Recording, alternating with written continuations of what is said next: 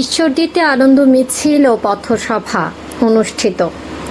যুবদলের কেন্দ্রীয় কমিটি ঘোষণাকে স্বাগত জানিয়ে পাবনার ঈশ্বরদী উপজেলা ও পৌর বিএনপির একাংশের উদ্যোগে আনন্দ মিছিল ও পথসভা অনুষ্ঠিত হয়েছে।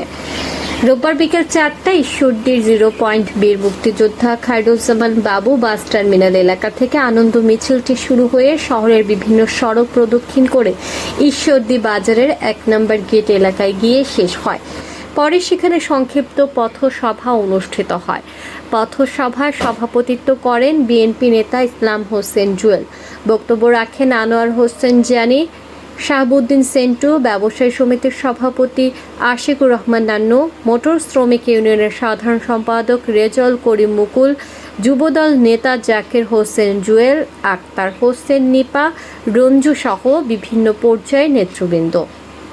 বক্তারা নবগঠিত যুবদল কেন্দ্রীয় কমিটিকে অভিনন্দন জানান এবং সংগঠনকে আরও শক্তিশালী করতে ঐক্যবদ্ধভাবে কাজ করার আহ্বান জানান।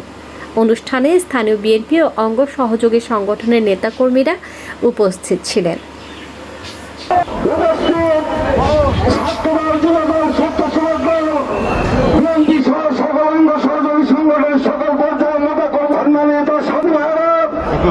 আজকে